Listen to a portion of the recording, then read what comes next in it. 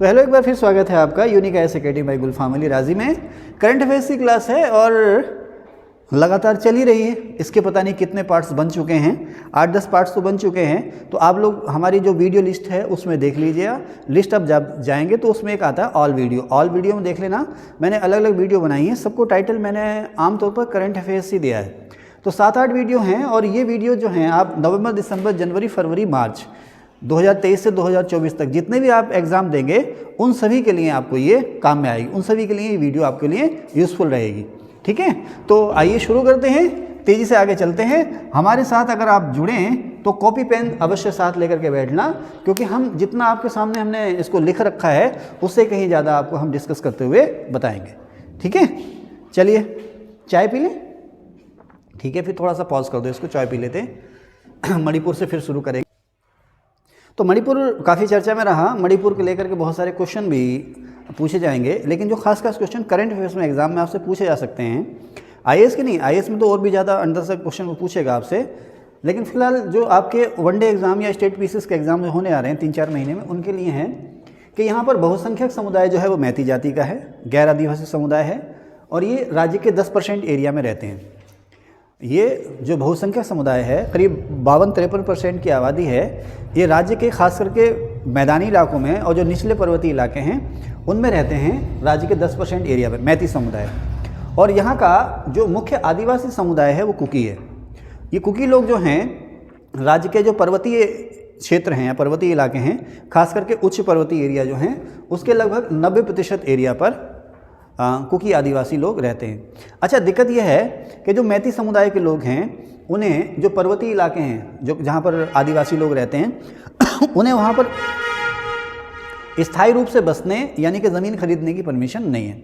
लेकिन जो कुकी समुदाय के लोग हैं वो पूरे मणिपुर में कहीं भी रह सकते हैं, कहीं भी बस सकते हैं। तो इसको लेकर के इनमें जो है कि विवाद रहता है। अभी जो ताज़ा विवाद है वो ये है कि मैती समुदाय जो है वो लंबे समय से राज्य में आदिवासी के रूप में आरक्षण की मांग कर रहा था। सरकारी नौकरियों में जनजातीय आदिवासी के रूप में आरक्षण की मांग कर रहा था। इसी को लेकर के ये मणिपुर हाई कोर्ट में चले गए, यानी कि इम्फाल हाई कोर्ट में चले गए।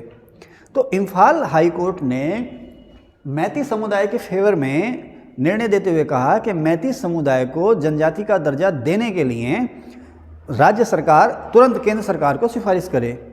राज्य सरकार ने वो फैसला मानते हुए केंद्र सरकार को सिफारिश कर दी। इसका विरोध किया किसने? जो आदिवासी कुकी लोग हैं उन्होंने। इसके बाद इन्होंने बंद का आह्वान किया और बंद जो है वो हिंसा में बदल गया और उसके बाद से आप लोग जानते हैं अखबारों में आ रहा है क्या हो रहा है। ठीक है ना। अब ये तो पूछेगा आपसे, इसके अलावा आपसे पूछ सकता है कि सर्वाधिक हिंसा मणिपुर में हुई तो कहाँ हुई? चुराचांदपुर। मणिपुर के चुराचांदपुर जिले में सबसे ज़्यादा हिंसा हुई। और यहाँ के राज्यपाल जो हैं महिला हैं, अनुसुईया, क्या नाम है उनका? अनुसुईया उइके। यहाँ की जो राज्यपाल हैं उनका नाम है अनुसुईया उइके। सीएम हैं एन बीरेन सिंह। ओके, अब यहाँ के बाद मैंने लिखा है एरावत। मणिपुर से इसका कोई लेना देना नहीं है एरावत का। आपको पता है पुणे में हमारा एक संस्थान है CDAC, centre for developing of advance computing, CDAC, centre for developing advance computing, या सीडेक पुणे में है। तो यहाँ पर एक artificial intelligence base super computer स्थापित है जिसका नाम है एरावत। पुणे के सीडेक में एक artificial intelligence base computer Airavat स्थापित है।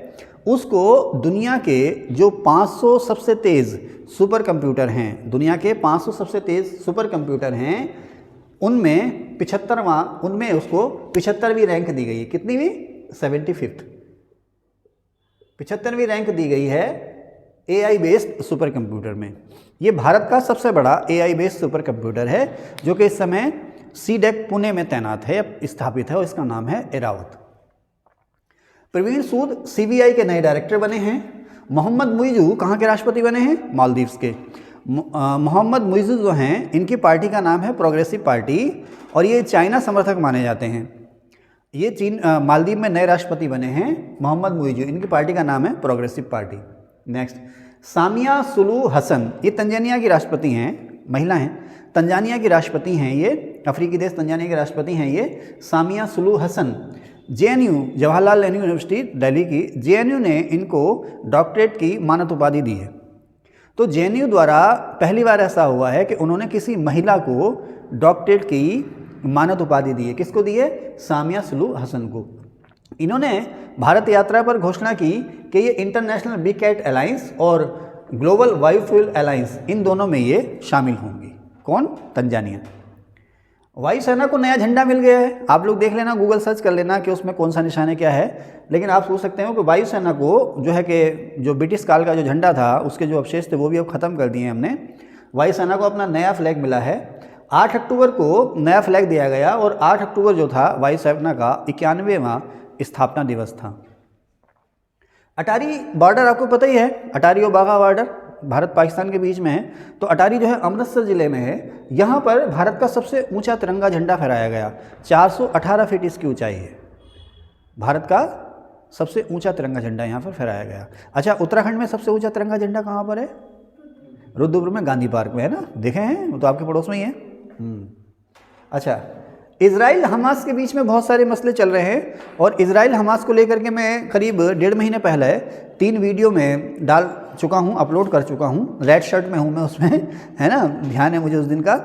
तो 3 वीडियो में इजराइल हमास को लेकर के मैं डाल चुका हूं और आपने देखी भी हैं। जिन लोगों ने अगर नहीं देखी हैं उनको तो देख लीजिएगा, हमारी यूट्यूब में लिस्ट में पड़ी होंगी, वीडियो लिस्ट में। इजराइल हमास पर लेकर के बहुत सारी चीज़ें उसमें मैंने बताई हैं। फिलहाल जो वनडे या स्टेट पीसेस एग्जाम में इजराइल हमास को लेकर के आपसे जो कुछ पूछ सकता है उसका मैं जिक्र करूँगा एक क्विक समरी के रूप में।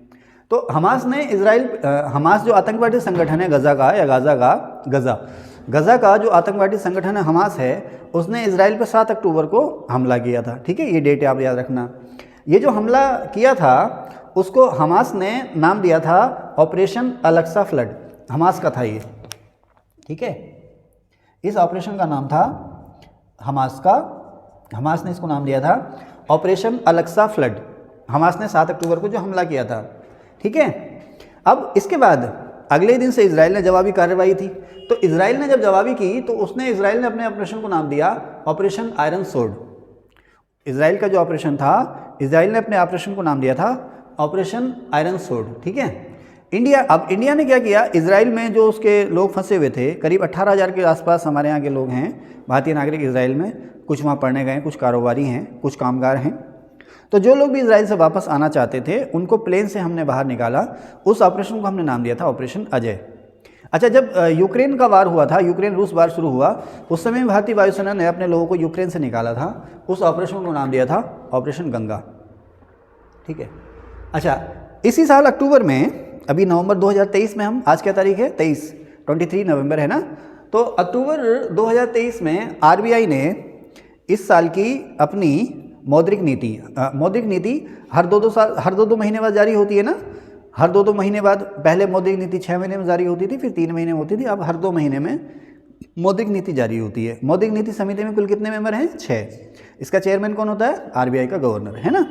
तो मौद्रिक नीति समिति जो है आप लोग जानते ही हैं, नहीं जानते तो इकोनॉमिक्स की क्लास हमारी देखिए, उसमें हमने वो बता रखा है। फिलहाल करंट अफेयर्स में इतना ही।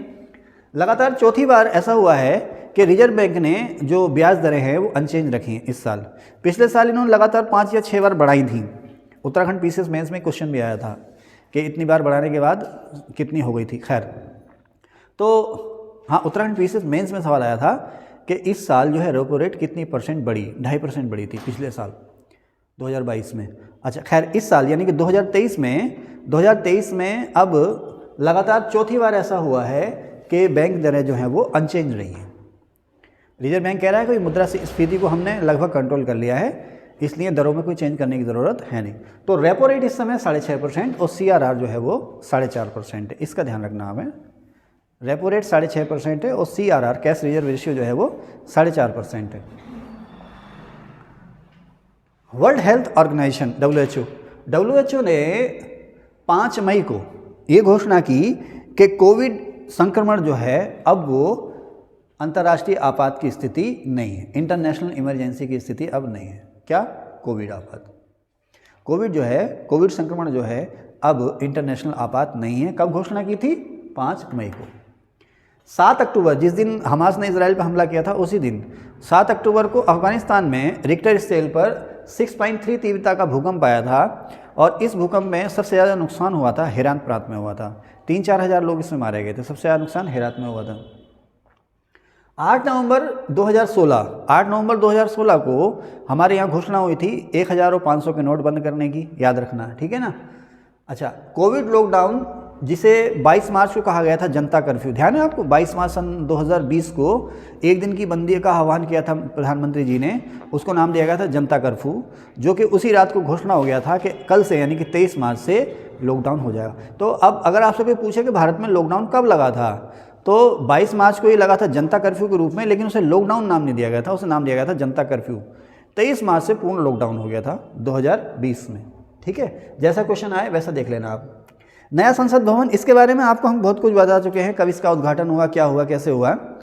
अब इससे में आपसे एग्जाम में पूछ सकता है कि इसी साल 17 सितंबर सन 2023 को नए संसद भवन में पहली बार भारत के उपराष्ट्रपति जगदीप धनखड़ जी ने तिरंगा झंडा फहराया, 17 सितंबर को, ठीक है। अच्छा, 18 सितंबर से राष्ट्रपति ने संसद का नया सत्र या विशेष सत्र बुलाया था, नया नहीं विशेष सत्र, संसद का विशेष सत्र बुलाया था राष्ट्रपति ने 18 सितंबर से बुलाया था। तो 17 सितंबर को नए संसद भवन में राष्ट्रपति जगदीप धनखड़ ने तिरंगा झंडा फहराया, ध्वजारोहण किया और अगले दिन 18 सितंबर की सुबह को नए संसद हमारा जो पुराना संसद भवन है उसमें आखिरी बैठक हुई। 18 सितंबर सन 2023 की सुबह को बिफोर लंच, ठीक है ना, पुराने संसद भवन में आखिरी बैठक। फिर से मैं बता दूं, है ना, 28 मई को तो इसका उद्घाटन हो गया था नए संसद भवन का, पीएम साहब ने किया था, सेंगोल वगैरह का जो समारोह हुआ था। उसके बाद 17 सितंबर को नए संसद भवन में उपराष्ट्रपति जगदीप धनखड़ ने तिरंगा झंडा फहराया, ठीक है, पैंट हटा देना वारी।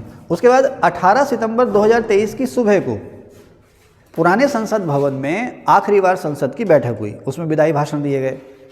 फिर उसी दिन 18 सितंबर की दोपहर बाद, आफ्टरनून, उसी दिन 18 सितंबर की दोपहर बाद सभी सांसदों ने पीएम महोदय के साथ नए संसद भवन में प्रवेश किया, समझ गए ना। लेकिन उस दिन नए संसद भवन में विधायी कामकाज नहीं हुआ। प्रधानमंत्री जी ने भाषण दिया 52 मिनट का नए संसद भवन में 18 सितंबर की दोपहर बाद, लेकिन विधायी कामकाज वहाँ पर नहीं हुआ। 28 मई नए संसद भवन का उद्घाटन, 17 सितंबर उसमें तिरंगा झंडा ध्वजारोहण, 18 सितंबर की सुबह पुराने संसद भवन में आखिरी बार बैठक, 18 सितंबर आफ्टरनून नए संसद भवन में उद्घाटन बैठक और 19 सितंबर से नए संसद भवन में विधायी कामकाज शुरू। तो संसद का विशेष सत्र 18 सितंबर से शुरू हुआ, उसकी शुरुआत सुबह पुराने संसद भवन से हुई, दोपहर बाद प्रवेश हुआ नए संसद भवन में और अगले दिन 19 मई से नए संसद भवन में विधायी कामकाज शुरू हुआ।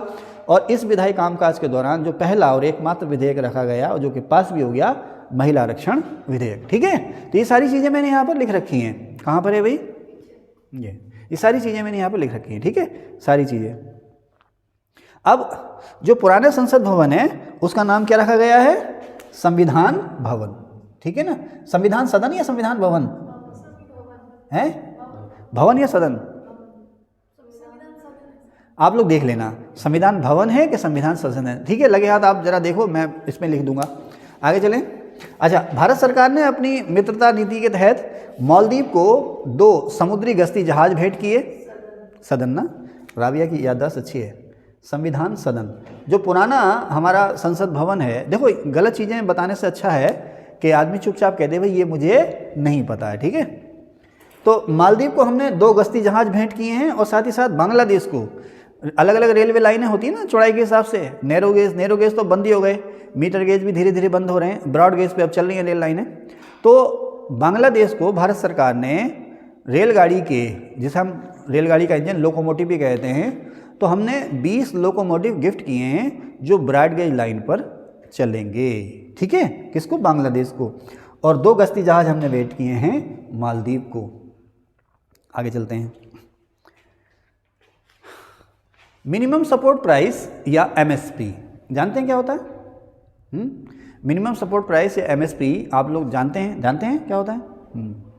हिंदी में क्या कहते हैं इसको? न्यूनतम समर्थन मूल्य। तो मिनिमम सपोर्ट प्राइस या न्यूनतम समर्थन मूल्य जो है वो कृषि लागत एवं मूल्य आयोग CACP, क्रॉप, इसको हम क्या कहेंगे, commission for agriculture cost and price, commission for agriculture cost and price, कृषि लागत एवं मूल्य आयोग कहते हैं। 1985 में पहली बार बना था ये कृषि लागत एवं मूल्य आयोग, 1985 में बना था। और इसकी सिफारिश पर हम लोग जो हैं रबी और खरीफ की फसलों का अलग अलग, रबी का अलग और खरीफ का अलग, इन दोनों की फसलों का अलग अलग न्यूनतम समर्थन मूल्य पाते हैं। अब एमएसपी किसकी सलाह पर? सीएसीपी की सलाह पर। अच्छा, इसको एमएसपी को जारी कौन करता है? सीएसीपी तो सलाह देता है, जारी कौन करता है? प्रधानमंत्री की अध्यक्षता वाली कैबिनेट की आर्थिक मामलों की समिति। प्रधानमंत्री की आर्थिक मामलों की समिति, कैबिनेट होती है ना, कैबिनेट समझ रहे हैं ना, कैबिनेट जानते हैं ना, कैबिनेट मंत्रिपरिषद और कैबिनेट के अंदर आप लोग जानते होंगे। तो कैबिनेट की भी अलग अलग समितियां होती हैं। तो प्रधानमंत्री की अध्यक्षता वाली जो कैबिनेट आर्थिक मामलों की जो कैबिनेट, फिर से बोल देता हूँ मैं, अलग अलग कैबिनेट समितियां होती हैं। इसमें से एक होती है आर्थिक मामलों की कैबिनेट समिति, इसकी अध्यक्षता करते हैं प्रधानमंत्री। तो प्रधानमंत्री की अध्यक्षता वाली आर्थिक मामलों की कैबिनेट समिति ये फाइनल मंजूरी देती है। सीएसीपी ने क्या सलाह दी, उस सलाह को फाइनल मंजूरी देती है एमएसपी के लिए ये समिति। तो सीएसीपी की सलाह पर, इस समिति की सिफारिश पर हमारे यहाँ एमएसपी दिया जाता है या फसलों को न्यूनतम समर्थन मूल्य दिया जाता है। क्वेश्चन आपसे पूछेगा कुल कितनी फसलों को जो है कि कुल कितनी फसलों के लिए एमएसपी जारी होता है सीएसीपी की सलाह पर। तो सीएसीपी की सलाह पर 22 फसलों के लिए एमएसपी जारी होता है। अच्छा, गन्ने का अलग से समर्थन मूल्य जारी होता है जिसे हम कहते हैं एफआरपी, मैंने यहाँ लिख भी रखा है। गन्ने का जो समर्थन मूल्य होता है यही समिति अलग से जारी करती है जिसे हम कहते हैं एफआरपी। अब यहीं पर आया एमएसपी में सुधार के लिए केंद्र सरकार ने एक कमीशन बनाया था जिसको हमने नाम दिया था डॉक्टर स्वामीनाथन कमीशन या स्वामीनाथन आयोग। तो स्वामीनाथन आयोग ने सिफारिश की थी, ये क्वेश्चन आता अक्सर आ रहा है, स्वामीनाथन आयोग ने सिफारिश की थी कि जो फसलों का जो एमएसपी है कम से कम कितना हो, फसल का जो समर्थन मूल्य समझते ना कि वो कीमत जिस पे सरकार खुद खरीदेगी किसान की फसल, तो एमएसपी कम से कम किसान की लागत का 1.5 गुना होना चाहिए। स्वामीनाथन आयोग ने सिफारिश की थी कि एमएसपी जो है किसान की लागत का कम से कम 1.5 गुना होना चाहिए। ठीक है, आगे चले, ये सारा मैंने आपको बता दिया। अच्छा, 2023-24 अभी 23 चल रहा है ना, अब गेहूं बो दिया गया है 2023-24, ठीक है ना। अब गेहूं जो कट के आएगा वो 24 में आएगा, मार्च अप्रैल 2024 में। तो वित्त वर्ष 2023-24 के रबी सीजन के लिए, 2023-24 के या आगामी रबी सीजन के लिए गेहूं का जो समर्थन मूल्य है एमएसपी जो है उसमें 150 रुपये की बढ़ोतरी की गई है और 150 रुपये की बढ़ोतरी करके इसका नया कीमत हो गया है 2275 रुपये प्रति क्विंटल, ठीक है ना, 2275 रुपये प्रति क्विंटल। अब ये सरकार एमएसपी क्यों जारी करती है, एमएसपी के क्या फ़ायदे हैं, क्या नुकसान हैं, इसका ग्रीन रिवोल्यूशन से क्या नाता है, जब मैं आपको ग्रीन रिवोल्यूशन पढ़ाऊँगा, शायद कल के सेशन में पढ़ाऊँगा मैं ग्रीन रिवोल्यूशन पढ़ाऊँगा, उसी में मैं आपको WTO पढ़ाऊँगा, उसी में मैं आपको FCI वगैरह बताऊँगा, तब ये सारी चीज़ें उसमें मैं खोलूँगा। ठीक है, फिलहाल करंट अफेयर्स के लिए इतना ही, इसी का करंट अफेयर्स में आपसे यही पूछेगा। अच्छा, आप लोग समझते हैं जीडीपी ग्रोथ रेट या जिसे हिंदी में कहते हैं आर्थिक विकास दर या आर्थिक वृद्धि दर। तो रिजर्व बैंक ऑफ इंडिया के मुताबिक वर्ष 2023-24 की जो फाइनली ग्रोथ रेट रही वो रही 6.3%, है ना। सकल घरेलू उत्पाद की जो वृद्धि दर है आरबीआई के अनुसार 2023-24 में रही 6.3%। और आरबीआई कह रहा है कि ये मुझसे उल्टा हो गया, 2023-24 में जो रहेगी वो रहेगी 6.3% और 2022-23 में रही 7.2%। जीडीपी ग्रोथ रेट 2022-23 में रही आरबीआई के अनुसार 7.2%, ये फंसेगा सवाल कहीं ना कहीं, और 2023-24 में ये रहेगी 6.3%। ओके, अब 2022-23 में ही एक कहते हैं ना स्थिर कीमतें और जो है कि चालू कीमतें, मैंने आपको बताया भी था जब मैंने आपको जीडीपी वगैरह पढ़ाया था। तो जब हम महंगाई को अलग हटा करके किसी एक बेस ईयर पे आय को मापते हैं या महंगाई को मापते हैं तो उसे हम कहते हैं स्थिर कीमतों पर, और जब महंगाई के साथ चलते हैं तो उसे हम कहते हैं चालू कीमतों पर। तो हमारे यहाँ जो राष्ट्रीय आय बताई जाती है वो स्थिर कीमतों पर बताई जाती है। तो राष्ट्रीय आय स्थिर कीमतों पर रही वर्ष 2022-23 में 98,374 रुपये, ठीक है ना। राष्ट्रीय आय बोल गया क्या मैं, प्रति व्यक्ति आय, अगर मैं राष्ट्रीय आय बोल गया हूँ तो मैं गलत बोल गया हूँ। प्रति व्यक्ति आय जो रही वो रही 98,374 रुपये, कब रही 2022-23 में, ठीक है ना। ओके, आगे चले। इस समय सुप्रीम कोर्ट में कुल जज कितने हैं, 33 + 1 = 34। इस समय सुप्रीम कोर्ट में कुल जज हैं 34, कितने, 34 यानी कि 34, 33 अन्य जज और एक चीफ जस्टिस। नेक्स्ट चलते हैं आगे। 1 मिनट को सांस लेने में जरा रोक देना। तो कहाँ पहुँचे? हाँ, अब प्रोजेक्ट 75 की बात कर रहे थे हम लोग। तो प्रोजेक्ट 75 क्या है? दरअसल भारत में स्कॉर्पिन कैटेगरी, स्कॉर्पिन श्रेणी, अब ये क्या होता है ये फिर कभी बताएंगे, फिलहाल करंट अफेयर्स के लिए आप लोग इतना याद कर लें। स्कॉर्पिन कैटेगरी या स्कॉर्पिन श्रेणी की कुछ पनडुब्बियाँ बनाई जा रही हैं। ये अत्याधुनिक पनडुब्बियाँ या अत्याधुनिक सबमरीन हैं। अब ये किसकी हेल्प से बनाई जा रही हैं? फ्रांस की कौन सी कंपनी? यहाँ पर मैंने लिख रखा है DCNS, फ्रांसीसी कंपनी है DCNS, उसकी हेल्प से या उसकी सहयोग से ये पनडुब्बियाँ बनाई जा रही हैं, फ्रांसीसी कंपनी है। कौन बना रहा है इसको? मुंबई में जो है मझगांव डाक शिपयार्ड, मझगांव डाक शिपयार्ड जो है मुंबई में, वो बना रहा है इसको। कुल कितनी बन रही हैं? कुल 6 पनडुब्बियाँ ये बन रही हैं, ठीक है साहब। इसमें जो पहली है उसका नाम है INS कलवरी, इसमें जो पहली पनडुब्बी है उसका नाम है INS कलवरी। उसके बाद और कौन कौन सी बनी INS कलवरी के अलावा?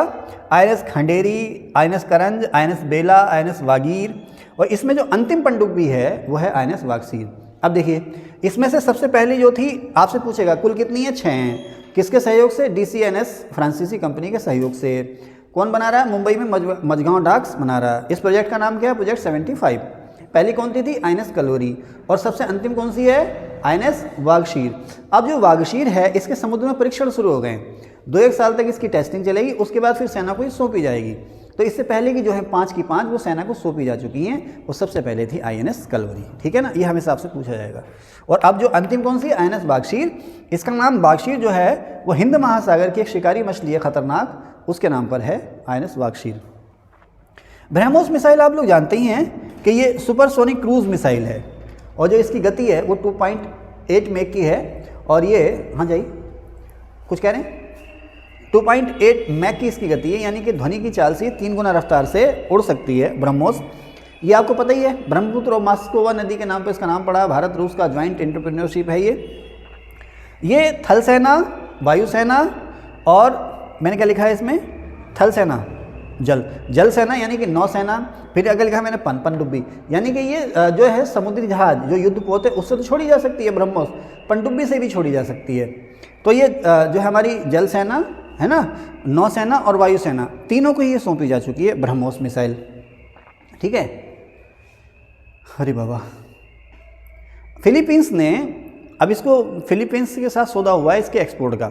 अभी इसका एक्सपोर्ट हुआ है या नहीं हुआ ये मुझे कंफर्म नहीं है, लेकिन फिलीपींस को इसका एक्सपोर्ट करने का सौदा हो गया है। नाविक, जो हमारा देसी GPS सिस्टम है उसको मोदी जी ने नाम दिया था नाविक, आपको जानते ही हैं। उसकी फुल फॉर्म क्या है? नेविगेशन इन इंडियन, क्या है? नेविगेशन इन इंडियन कॉन्स्टेलेशन, है ना, इसकी फुल फॉर्म ये है। आपको पता है कि ये जो हमारा GPS सिस्टम है, GPS वो एक संज्ञा जैसा हो गया। अमेरिका का जो पोजीशनिंग सिस्टम है उसको ग्लोबल पोजीशनिंग सिस्टम या GPS कहते हैं ना। रूस के पास अपना है ग्लास नॉर्थ, जापान के पास भी है। हमारा जो GPS सिस्टम है वो नाविक है। अभी इसकी रेंज थोड़ी कम है, तो पूरी दुनिया में ये जो है कि नहीं देख सकता, लेकिन इसकी रेंज कम है और इसकी सटीकता है। जैसे अमेरिका के जो GPS सिस्टम है उनका जो डायमेंशन है वो भी ज़्यादा है, और जो ज़मीन पे छोटी से छोटी चीज़ की, बहुत छोटी चीज़ की भी सटीक तस्वीर दे सकते हैं। हमारा जो GPS सिस्टम है वो 20 मीटर के दायरे में सटीक सूचना दे सकता है। मान लीजिए मुझे ढूंढ रहा है GPS, हमारा GPS सिस्टम नाविक जो है वो मुझे ढूंढ रहा है, तो वो कहेगा भाई ये व्यक्ति यहाँ पर है, लेकिन मैं यहाँ पर हूँ तो 20 मीटर के दायरे में यहाँ मैं कहीं भी हो सकता हूँ। एग्जैक्ट ये नहीं कि इस जगह खड़ा है। अमेरिका ने मारा था ना एक इराकी या ईरानी सैन्य जनरल को मारा था, ड्रोन से मिसाइल छोड़ी थी ना, तो उसी का सटीक लोकेशन पता चली कि इस जगह पर है, तो वहाँ से मिसाइल छोड़ी, वो मार दिया उसको। तो ये जो हमारा GPS सिस्टम है नाविक, कुछ कह रहे हैं आप? फ़ोन आ रहा है? किसका फ़ोन आ रहा है? खेड़ा जी का फ़ोन आ रहा है क्या? कट गया? कोई बात नहीं, दोबारा आए तो बताना। तो जो वीडियो ऑन है ना, तो जो हमारा GPS सिस्टम है नाविक जिसका नाम है, वो 20 मीटर तक की सटीक सूचना दे सकता है, पहली बात। और अच्छा, दूसरी बात, हमारा जो GPS सिस्टम है जिसका नाम नाविक है, इसमें 7 सैटेलाइट काम कर रहे हैं। हालांकि 8 छोड़े गए थे, लेकिन 8वां कामयाब नहीं रहा था। इस समय इसमें कुल 60 सैटेलाइट काम कर रहे हैं। अब इसको और बेहतर करने के लिए हमने सेकंड जनरेशन के सैटेलाइट लॉन्च करने शुरू कर दिए, जो इसी के साथ जुड़ेंगे। इसको और बेहतर करने के लिए हमने सेकेंड जनरेशन के सैटेलाइट लॉन्च करने शुरू कर दिए हैं जो इसको और बेहतर बनाएंगे। इस तरह का या सेकेंड जनरेशन का जो पहला सैटेलाइट लॉन्च किया गया है वो 29 मई को लॉन्च किया गया जिसका नाम है NV-01। इस सैटेलाइट का नाम है NV-01। समझ गए आप? चलिए आगे चलें। गगनयान आप लोग जानते हैं भारत का महत्वाकांक्षी मिशन है ये, जिसमें अंतरिक्ष में निचली कक्षा में हम अपने अंतरिक्ष यात्रियों को लेकर जाएंगे और उनकी सुरक्षित वापसी भी कराएंगे। तो उसके लिए टेस्टिंग चल रही है। इस मिशन को नाम दिया गया है गगनयान, है ना। आदित्ययान वो है जो सूरज की तरफ को हम गए हैं, है ना। इम्फाल विशाखापत्तनम, दरअसल युद्धपोतों की अलग अलग कैटेगरी हैं, उसी में से एक कैटेगरी है विशाखापत्तनम, विध्वंसक युद्धपोत यानी कि मार करने वाले युद्धपोत। तो विशाखापत्तनम श्रेणी का एक नया युद्धपोत समुद्र में सेना को दे दिया गया, लॉन्च हो गया, जिसका नाम है इम्फाल। ठीक है। सिद्धारमैया कर्नाटक के सीएम हैं। अर्जुन मेघवाल भारत में नए विधि एवं न्याय मंत्री बने हैं किरण रिजिजू की जगह। एर्दोगन, रेसेप तैयब एर्दोगन तीसरी बार तुर्की के राष्ट्रपति बने हैं। ये तुर्की के नया नाम हो गया, तीसरी बार राष्ट्रपति बने हैं। अरिंदम बागची यूएनए के जिनेवा ऑफिस में भारत के स्थायी प्रतिनिधि बने। यूनाइटेड नेशंस ऑर्गेनाइजेशन यूएनओ का, संयुक्त राष्ट्र संघ का जिनेवा में ऑफिस है, वहाँ पर भारत के राजदूत या भारत के स्थायी प्रतिनिधि जो बनाए गए हैं वो अरिंदम बागची बनाए गए हैं। ठीक है। अच्छा, आपको पता होगा हाल ही में बिशन सिंह बेदी जी की डेथ हुई। ये भारत के पूर्व क्रिकेटर थे और अपने समय में ये 4 स्पिनर थे जो लगभग एक साथ खेलते हैं, जिनको भारत की प्रसिद्ध स्पिन चौकड़ी कहा जाता था, जिसमें शामिल थे इरापल्ली प्रसन्ना, एस वेंकट राघवन, भागवत चंद्रशेखर और चौथे बिशन सिंह बेदी। तो बिशन सिंह बेदी जी की 23 अक्टूबर को डेथ हो गई। इन्हें अवार्ड ही मिले हैं, इन्हें पद्मश्री से भी सम्मानित किया जा चुका है और इन्हें colonel C.K. Naidu lifetime achievement award भी दिया जा चुका है। इन्होंने 67 टेस्ट मैच खेले। बिशन सिंह बेदी जी ने कुल 67 टेस्ट मैच खेले थे अपने कैरियर में और 67 टेस्ट मैच में 266 विकेट थे इनके, जो कि अपने समय में एक रिकॉर्ड था। अपने समय में ये भारत की ओर से टेस्ट मैचेस में सबसे ज़्यादा विकेट लेने वाले बॉलर थे। ये भारतीय क्रिकेट टीम के कप्तान भी रहे थे, मैनेजर भी रहे थे एक ज़माने में। बिशन सिंह बेदी साफ बात कहने के लिए जाने जाते थे ये। अब वायुसेना का एक विरासत केंद्र बना है, वायुसेना का विरासत स्थल या विरासत केंद्र बना है चंडीगढ़ में। SCO, संघाई कोऑपरेशन ऑर्गेनाइजेशन या SCO के विदेश मंत्रियों का सम्मेलन मई में हुआ गोवा में। मई में संघाई कोऑपरेशन ऑर्गेनाइजेशन के विदेश मंत्रियों का सम्मेलन हुआ गोवा में। G20 देशों के G20 का पर्यटन थीम पर या पर्यटन विषय पर सम्मेलन हुआ श्रीनगर जम्मू कश्मीर में। हिरोशिमा जापान का शहर है हिरोशिमा, यहाँ पर 2 सम्मेलन हुए हैं। एक तो हुआ है G7 का सम्मेलन मई 2023 में। G7 का सम्मेलन हुआ है, इसमें मोदी जी को भी गेस्ट के रूप में बुलाया गया था। भारत G7 में शामिल नहीं है। G7 के जो देश हैं ये मैंने यहाँ लिख रखे हैं, Canada, USA, France, Germany, Italy, Japan, UK यानी कि इंग्लैंड, ये 7 देश जो हैं ये G7 के देश हैं। पहले इसमें रूस भी होता था, इसका नाम होता था G8, लेकिन अब रूस को इससे हटा दिया गया। G8 की जगह अब हो गया है ये G7। तो भारत इसका सदस्य नहीं है, लेकिन मोदी जी को बुलाया गया इस सम्मेलन में। और यहीं हिरोशिमा में दूसरा सम्मेलन क्वाड का हुआ, जिसमें शामिल है ऑस्ट्रेलिया, जापान, USA और भारत। 4 देशों का संगठन जिसे क्वाड कहते हैं, इसका भी शिखर सम्मेलन यहीं पर हुआ। कहाँ पर? हिरोशिमा में। और कब? मई 2023 में। इसके बाद अगले दिन मोदी जी यहाँ से पापुआ न्यू गिनी गए। हिंद महासागर में ही है, ऑस्ट्रेलिया के नज़दीकी देश है ये। पापुआ न्यू गिनी गए। पापुआ न्यू गिनी की राजधानी है पोर्ट मोरेस्बी। एक संगठन है हिंद प्रशांत द्वीप समूह सहयोग मंच। एक संगठन है हिंद प्रशांत द्वीप समूह सहयोग मंच। कुछ देशों का एक संगठन है जो हिंद और प्रशांत महासागर का जो मेल एरिया है, जो मिलन का एरिया है, उसमें रहते हैं या उसमें वो शामिल हैं या उसमें स्थापित है। इन देशों का अपना एक ऑर्गेनाइजेशन है जिसको हम कहते हैं हिंद प्रशांत द्वीप समूह सहयोग मंच। इसकी 30वीं शिखर बैठक हुई कहाँ पर? पोर्ट मोरेस्बी में। पोर्ट मोरेस्बी कहाँ? पोर्ट पापुआ न्यू गिनी में। इसकी अध्यक्षता की पीएम से हमारे पीएम मोदी जी ने न केवल भाग लिया, बल्कि इस सम्मेलन की अध्यक्षता भी हमारे प्रधानमंत्री मोदी जी ने की। अब इसी दौरान पापुआ न्यू गिनी ने मोदी जी को अपना सर्वोच्च सम्मान grand companion of the order of लोगोहू Papua New Guinea ने मोदी जी को अपना सर्वोच्च सम्मान grand companion of the order of लोगोहू से नवाजा।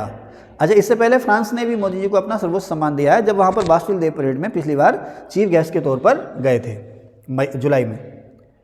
यहाँ से फिर वो ऑस्ट्रेलिया गए। ठीक है, तो इस तरह से मोदी जी ने मई 2023 में 3 देशों की यात्रा की, क्रमशः जापान, पापुआ न्यू गिनी और ऑस्ट्रेलिया। संघाई कोऑपरेशन ऑर्गेनाइजेशन जिसमें अभी 9वां देश ईरान शामिल हुआ है, उसमें कितने देश हैं? रूस, चीन, भारत, पाकिस्तान, ईरान 9वां देश है। इसके अलावा कजाकिस्तान, उज्बेकिस्तान, किर्गिस्तान, ताजिकिस्तान, ये भी इसके मेंबर हैं। अब जिसमें तान जुड़ा हुआ है लास्ट में इन देशों के, तो केवल एक बचता है तुर्कमेनिस्तान। तुर्कमेनिस्तान इसमें शामिल नहीं है। बाकी जिन देशों के साथ लास्ट में तान प्रत्यय जुड़ा हुआ है, तान तो खैर प्रत्यय नहीं होगा, प्रत्यय तो इसमें आन होगा, लेकिन बाद में जो तान शब्द आ रहा है वो सारे के सारे इसमें शामिल हैं। सिर्फ तुर्कमेनिस्तान इसमें नहीं है। सुधीरमन कप बैडमिंटन का है, चीन जीता। तीसरे खेलो इंडिया यूनिवर्सिटी गेम्स यूपी में हुए मई 2023 में, और यूपी के 4 शहरों में, लखनऊ, वाराणसी, गोरखपुर और नोएडा में। इन खेलों का मैस्केट जो था उसका नाम था जीतू, जो कि एक्चुअली बारासिंगा को जीतू नाम दिया गया और इसको इन खेलों का मैस्केट बनाया गया। इस साल 16वां जो IPL हुआ वो किसने जीता? महेंद्र सिंह धोनी की टीम थी CSK। धोनी की कप्तानी में चेन्नई सुपर किंग ने जीता। और किसको हरा कर जीता? पांड्या की कप्तानी वाली टीम गुजरात टाइटंस को हरा करके जीता। इस टूर्नामेंट में सबसे ज़्यादा रन बनाने की जो ट्रॉफी है उसे हम कहते हैं ऑरेंज कैप, शुभमन गिल को मिली। और सबसे ज़्यादा विकेट लेने की जो ट्रॉफी है उसे हम कहते हैं पर्पल कैप, वो मोहम्मद शमी को मिली। पहला जो IPL टूर्नामेंट हुआ था वो 2008 में हुआ था, जिसे राजस्थान रॉयल्स ने जीता था शेन वार्न की कप्तानी में। कामी रीता शेरपा, ये नेपाली हैं, शेरपा गाइड हैं, ये टूरिस्ट गाइड हैं। माउंट एवरेस्ट या अन्य पर्वत, मतलब जो भी माउंटेनियर्स हैं उनके लिए टूरिस्ट गाइड का काम करते हैं ये। तो टूर गाइड या ट्रेकिंग गाइड, कुछ भी कह लीजिए आप लोग। तो इन्होंने रिकॉर्ड 28वीं बार माउंट एवरेस्ट पर चढ़ाई की है। इनसे ज़्यादा बार अभी तक माउंट एवरेस्ट पर कोई नहीं गया। 28 बार ये माउंट एवरेस्ट पर चले गए। एक है लहाका सरपा, ये भी नेपाल की हैं। इन्होंने महिलाओं के मामले में रिकॉर्ड 10 बार माउंट एवरेस्ट पर चढ़ाई की है। गुइलेमो कानू एक पत्रकार थे, ये इनकी गोली मारकर हत्या कर दी गई थी। कुछ कह रहे हैं आप? हैं जी? अच्छा, मैं फोकस से बाहर निकल रहा हूँ, ठीक है, इधर आ जाता हूँ। तो गुइलेमो कानू प्रेस फ्रीडम अवार्ड, प्रेस की स्वतंत्रता के लिए अवार्ड दिया जाता है। 2023 का 3 लोगों को मिला है, नीलोफर हमीदी, इलाहे मोहम्मदी और नरगेस मोहम्मदी। ये तीनों ईरानी पत्रकार हैं और इस समय जेल में हैं। ईरान की ही जेल में हैं ये, पत्रकार भी हैं, मानवाधिकार कार्यकर्ता भी हैं। तो इनको गुइलेमो कानू प्रेस फ्रीडम अवार्ड मिला है 2023 का। ध्यान रखना, 3 लोग हैं ये। और एक ईरान की महिला है महसा अमीनी, इनकी डेथ हो चुकी है, मॉरल पुलिस ने इनको मार दिया था। महसा अमीनी, इनको यूरोपीय संसद का आंद्रेई सखारोव मानवाधिकार के क्षेत्र में दिया जाने वाला अवार्ड दिया गया। महसा अमीनी, काफ़ी हल्ला हुआ था ईरान में इनकी मौत के बाद। लता जी के नाम पर लता दीनानाथ मंगेशकर अवार्ड दिया गया है। पहला ऐसा अवार्ड मोदी जी को दिया गया था पिछले साल, और इस साल दूसरा अवार्ड जो दिया है उनकी छोटी बहन आशा भोसले जी को दिया गया, Lata Mangeshkar award. Pulitzer award जो है USA में दिया जाता है। आमतौर पर क्वेश्चन आता है किस क्षेत्र में पत्रकारिता लिखा जाता है, लेकिन पत्रकारिता के साथ साथ ये पत्रकारिता, साहित्य, ड्रामा और संगीत के क्षेत्र में दिया जाता है। ठीक है, बाकी सारा हो गया। तो ये हमने इसका दूसरा भाग बनाया, तीसरा भाग भी इसका लेकर जल्दी मिलेंगे आपसे। Thank you. इसका स्क्रीनशॉट लेना चाहें तो ले लें, तो सेव कर दीजिए।